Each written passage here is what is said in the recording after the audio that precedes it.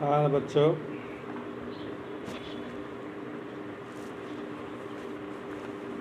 आज हम आपको भूगोल के बारे में थोड़ा अध्ययन कराएंगे। मैं दादाराम, किसान इंटरमीडिएट कॉलेज धौरेरा, कक्षा 12 में भूगोल के लिए अधिकृत हूँ। मैं आपको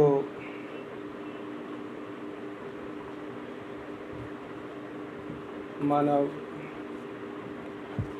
पहला जो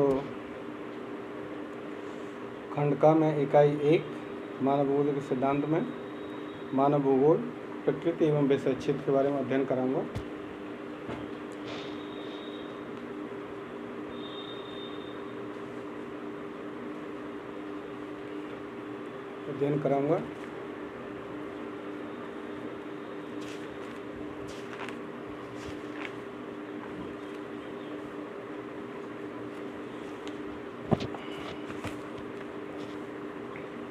मेरा चेहरा आ रहा है?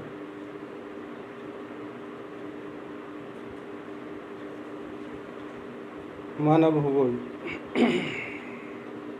के मूल सिद्धांत प्रकरण में मानव भूगोल प्रकृति एवं विषय क्षेत्र है। मानव भूगोल का थोड़ा सा परिचय कराना होगा।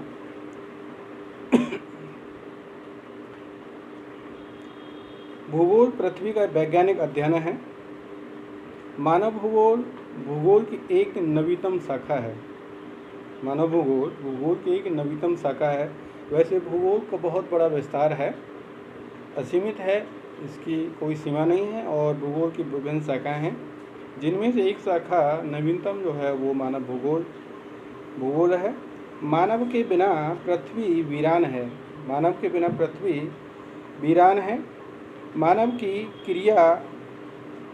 क्रियाकलापों से ये गुलजार होती है। जब तक मानव अपने क्रियाकलाप नहीं करेगा तो पृथ्वी वीरान सी लगेगी और सुनसान लगेगी। अतः इसको मानव भूगोल को एक परिभाषा के रूप में भी हम परिभाषित कर सकते हैं। भूगोल वह विज्ञान है जो गोलाकार पृथ्वी का अध्ययन मानव के घर के रूप में करता है। भूगोल वह विज्ञान है जो गोलाकार पृथ्वी का अध्ययन मानव के घर के रूप में करता है। जिस प्रकार मानव के घर में विभिन्न प्रकार की सुविधाएं होती हैं, कुछ हानिकारक होती हैं, कुछ फायदेमंद होती हैं। उन सुविधाओं में हम यदि नीतिगत या नियम के अनुसार उनका औषधि प्रयोग करें तो हमारे नुकसानदायक भी फायदेमंद हो सकती हैं। उसी प्रकार पृथ्वी पर भी जो भूगोल का अध्ययन किया जाएगा क्रमबद्ध तरीक़ा से, तो हमको सटीक जानकारी भी मिलेगी और भविष्य के लिए, वर्तमान और भविष्य के लिए भी हमें बहुत कुछ सीखने को मिलेगा। आने वाली पीढ़ी है उसके लिए भी हमको बहुत कुछ, बचाव के लिए भी संकेत और सुझाव भी मिल जाते हैं। पर्यावरण प्राकृतिक एवं सांस्कृतिक प्रभावकारी दशाओं का वह आवरण है जो जीव को चारों ओर से घेरे हुए है। पर्यावरण प्राकृतिक एवं सांस्कृतिक प्रभावकारी दशाओं का वह आवरण है। ये पर्यावरण के बारे में बताया जा रहा है। पर्यावरण प्राकृतिक एवं सांस्कृतिक प्रभावकारी दशाओं का वह आवरण है जो जीव को चारों ओर से घेरे हुए है। पर्यावरण के 4 क्षेत्र स्थलमंडल, जलमंडल, वायुमंडल एवं जयमंडल हैं। अर्थात जिस क्षेत्र में हम रहते हैं हमारे चारों तरफ हवा, पानी, जो चारों तरफ से हमें घिरे हुए हैं, चारों तरफ से जो हमें दिखाई देती हैं सभी दिशाओं में, चारों दिशाओं में, आकाश पाताल में, इस आवरण को हम पर्यावरण कहते हैं। इसके 4 क्षेत्र हैं, जिसमें स्थलमंडल जो आपकी पृथ्वी के बारे में अध्ययन किया जाता है, जलमंडल इसमें जल का अध्ययन किया जाता है, वायुमंडल इसमें वायु का अध्ययन किया जाता है और जयमंडल में आपके जीवों का अध्ययन किया जाता है। ये जीव आपके पानी के अंदर भी होते हैं और पृथ्वी पर भी और वनस्पतियों सबको मिलाकर इसमें अध्ययन किया जाता है। पृथ्वी इन चारों क्षेत्रों का समग्र रूप है। पृथ्वी इन चारों क्षेत्रों का समग्र रूप है, अर्थात पृथ्वी पर ये चारों मंडल उपस्थित हैं जहाँ पर्यावरण एवं मानव की उपस्थिति है। जहाँ पर्यावरण एवं मानव की उपस्थिति है, समग्र रूप है जहाँ पर्यावरण एवं मानव की उपस्थिति है, अर्थात पर्यावरण और मानव का यहाँ से कह सकते हैं आपके समायोजन है, कॉम्बिनेशन है। मानव भूगोल की अब आता है एक अलग शाखा आ जाती है भूगोल की। मानव भूगोल के विकास के साथ ही भूगोल में पृथ्वी के साथ मानव का संबंध जुड़ गया है। मानव भूगोल के विकास के साथ ही भूगोल में पृथ्वी के साथ मानव का संबंध जुड़ गया है। प्राकृतिक पर्यावरण का मानव पर सीधा प्रभाव पड़ता है। प्राकृतिक पर्यावरण का मानव पर सीधा प्रभाव पड़ता है। कहने का तात्पर्य है प्राकृतिक पर्यावरण में यदि प्राकृतिक आपदाएं आती हैं तो व्यक्ति मानव उससे प्रभावित होता है। यदि उसमें नए नए प्रकृति के द्वारा क्रियाकलाप होते हैं, उसका लाभ हानि मानव को होती है और उससे प्रभावित होता है। कहने का तात्पर्य है प्रकृति में जो भी परिवर्तन होता है प्राकृतिक रूप से, उससे मानव प्रभावित होता है। जबकि मनुष्य अपनी तकनीकी सहायता से सांस्कृतिक पर्यावरण की रचना करता है। मनुष्य अपनी विभिन्न प्रकार की तकनीकियों का उपयोग करके सांस्कृतिक पर्यावरण की रचना करता है। पर्यावरण मानव की रचना से लेकर उसके उत्थान एवं पतन महत्वपूर्ण भूमिका निभाता है। पर्यावरण मानव की रचना से लेकर उसके उत्थान एवं पतन में महत्वपूर्ण भूमिका निभाता है। भूगोल क्षेत्रीय विज्ञान के रूप में पर्यावरण और मानव के पारस्परिक तालमेल का परिणाम है। पर्यावरण और मानव के पारस्परिक तालमेल का परिणाम है। भूगोल क्षेत्रीय विज्ञान के रूप में पर्यावरण और मानव के पारस्परिक तालमेल का परिणाम है। कहने का तात्पर्य है यदि हम किसी क्षेत्र का भौगोलिक अध्ययन करें तो वहाँ पर उस क्षेत्र का पर्यावरण और उस क्षेत्र में निवास करने वाले व्यक्तियों के बीच जो तालमेल है, वो पारस्परिक जो तालमेल है वो एक दूसरे से जुड़े हुए हैं और वो एक दूसरे को प्रभावित करते हैं। इससे उनका तालमेल से बनकर ही उस क्षेत्र की पर्यावरण बनता है। जलवायु की संस्कृति की रचना में बड़ी भूमिका है। संस्कृति की रचना में जलवायु की बड़ी भूमिका है जो मानव के व्यवहार की नियामक है। जलवायु की संस्कृति की रचना में बड़ी भूमिका है। कहने का तात्पर्य है जलवायु, किसी क्षेत्र की जलवायु जिस प्रकार की है वहाँ की संस्कृति उसी प्रकार की हो जाती है। कहने का तात्पर्य किसी क्षेत्र में यदि गर्मी है तो उस क्षेत्र के गर्मी के अनुसार ही वहाँ का रहन सहन, वेशभूषा, खान पान और वहाँ की संस्थाएं, तकनीकी उसी से के अनुसार होती हैं। यदि बरसात अधिक है तो वर्षा के अनुसार वहाँ की जनता, रहन सहन, मकान वगैरह जितने भी वेशभूषा उस हिसाब से इंसान ढलता है। अन्य जैसे अधिक ठंड होना, बर्फ़ पड़ना, उन सुविधाओं के अनुसार व्यक्ति काम करता है। जो मानव के व्यवहार की नियामक है। मनुष्य और पर्यावरण के संबंध ही मानव को आदर्शवादी बनाकर उसकी संस्कृति, धर्म और साहित्य के निर्माण में योगदान देते हैं। मनुष्य और पर्यावरण के संबंध ही मानव को आदर्शवादी बनाकर उसकी संस्कृति, धर्म और साहित्य के निर्माण में योगदान देते हैं। अतः पर्यावरण एवं मानव के पारस्परिक प्रभावों और संबंधों की व्यवस्था से मानव भूगोल का जन्म हुआ है। मानव भूगोल और पर्यावरण के जो संबंध अच्छे रहते हैं तो उसी हिसाब से मानव एक आदर्शवादी बनता है। कहने का तात्पर्य मानव प्रकृति से सीखता है, उसी के अनुसार आदर्शवादी बनता है और उस पर्यावरण के अनुसार ही अपनी संस्कृति का निर्माण करता है, धर्म का निर्माण करता है, साहित्य का भी निर्माण करता है। इस प्रकार पर्यावरण एवं मानव के पारस्परिक प्रभावों और संबंधों की व्यवस्था से मानव भूगोल का जन्म हुआ है, अर्थात मानव भूगोल का निर्माण हुआ है। अब बात आती है मानव भूगोल का अर्थ। ये तो इसका परिचय था। मानव भूगोल का अर्थ कहने के तात्पर्य मानव भूगोल क्या है इसके बारे में बताना है। मानव भूगोल मनुष्य और पर्यावरण के मध्य होने वाले परिवर्तनों और समायोजनों की व्यवस्था का अध्ययन है। पर्यावरण परिवर्तनशील है जबकि मानव क्रियाशील है। अतः मानव भूगोल जबकि मानव क्रियाशील है। दोबारा से इसे बता देता हूँ। मानव भूगोल मनुष्य और पर्यावरण के मध्य होने वाले परिवर्तनों और समायोजनों की व्यवस्था का अध्ययन करता है। पर्यावरण परिवर्तनशील है कहने मतलब पर्यावरण में समय समय पर परिवर्तन होते रहते हैं और मानव भी अपने लगातार कुछ न कुछ करता रहता है, वो क्रियाशील रहता है, निष्क्रिय नहीं रहता।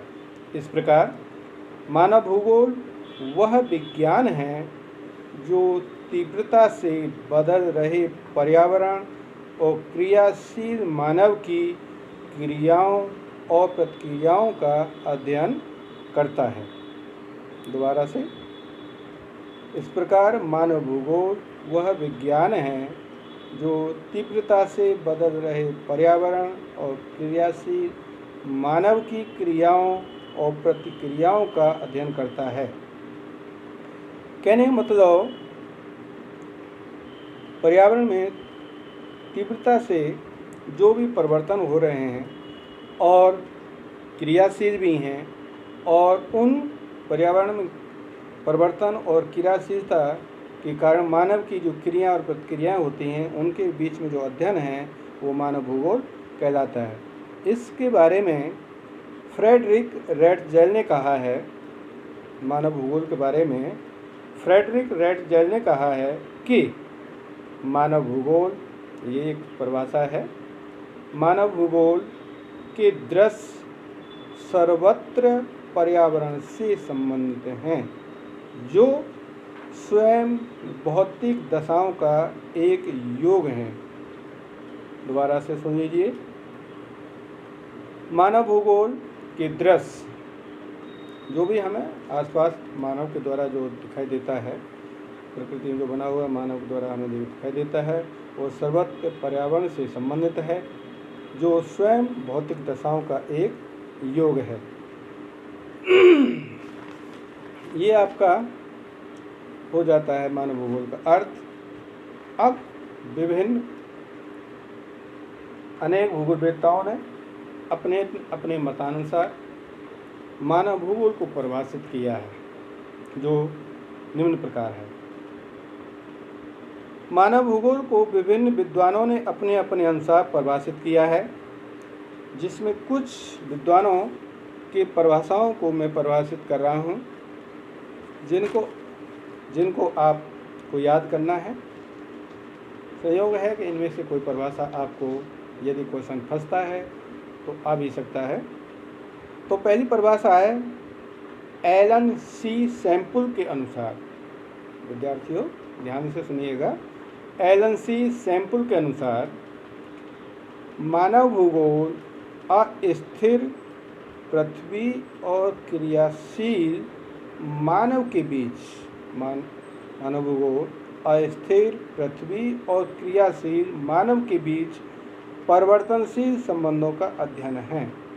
कहने का तात्पर्य, जो अस्थिर पृथ्वी है, अर्थात पृथ्वी स्थिर नहीं है, इस पर कुछ न कुछ क्रियाकलाप होते रहते हैं और मानव भी अपने अपने क्रियाकलाप करता रहता है। इन दोनों के बीच में जो संबंध है उनका जो अध्ययन होता है वो मानव भूगोल के अंदर होता है। दूसरा है, इसी के बारे में कहा है, अर्थात इसको डिटेल में समझाया है। कुमारी सैंपल ने पृथ्वी को गतिमान और मानव को क्रियाशील माना है।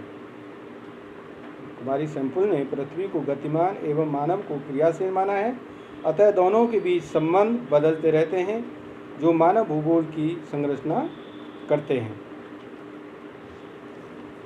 इसके बाद दूसरी परिभाषा आती है पॉल विडाल डी ला ब्लास के अनुसार, शॉर्ट में इसको डी ब्लास के अनुसार भी कह देते हैं।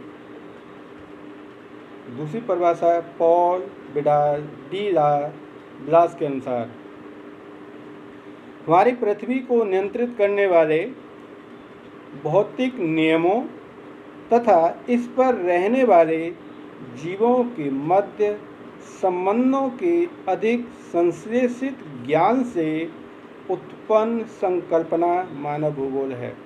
इसको मैं दोबारा से समझा रहा हूँ, बता रहा हूँ। हमारी पृथ्वी को नियंत्रित करने वाले भौतिक नियमों तथा इस पर रहने वाले जीवों के मध्य संबंधों के अधिक संश्लेषित ज्ञान से उत्पन्न संकल्पना मानव भूगोल है।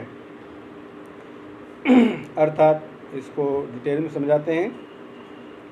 फ्रांसीसी विद्वान डी ब्लास का मत है कि भौतिक पर्यावरण का प्रभाव मानव पर प्रगाढ़ रूप से पड़ता है।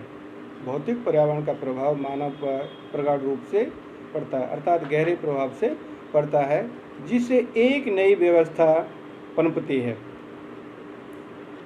एक नई व्यवस्था पनपती, एक नई व्यवस्था बनती है। इसी का अध्ययन मानव भूगोल में किया जाता है। इसी का अध्ययन मानव भूगोल में किया जाता है। तीसरी परिभाषा, वैसे तो मैं पहले ही परिचय में दे चुका हूँ, लेकिन दोबारा से इसको परिभाषित कर देता हूँ। फ्रेडरिक रैटजेल के अनुसार, इसको दोबारा से बता देता हूँ। मानव भूगोल मानव समाजों और धरातल के बीच, मानव भूगोल मानव समाजों और धरातलों के बीच संबंधों का संश्लेषित अध्ययन है। मानव भूगोल मानव समाजों और धरातल के बीच संबंधों का संश्लेषित अध्ययन है। रैटजेल का मत है, फिर इन्होंने इसका एक्सप्लेन किया है, इसको विस्तारित रूप में बताया है। मानव भूगोल वह विज्ञान है जो मानव तथा प्राकृतिक पर्यावरण के बीच के संबंधों का विश्लेषण करता है। मानव तथा प्राकृतिक पर्यावरण के बीच के संबंधों का विश्लेषण करता है। धरातल और मानव संबंधों का अध्ययन करना ही मानव भूगोल का उद्देश्य है। बच्चों, मैंने आज आपको मानव भूगोल का परिचय दिया, मानव भूगोल का अर्थ बताया और मानव भूगोल की कुछ परिभाषाओं के बारे में बताया है। आज इतना ही। आप इनको दोबारा से तैयार करिएगा, नोट्स बनाइएगा। मैं दोबारा से थोड़ा इसको नोट्स दिखा देता हूँ आपको।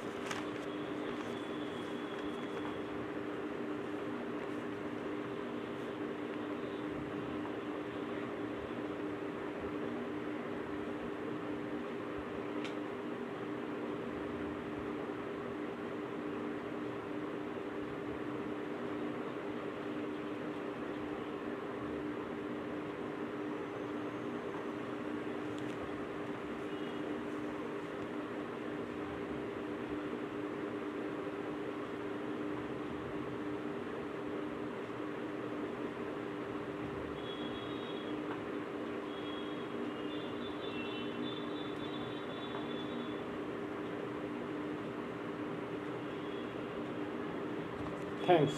आज इतना ही, कल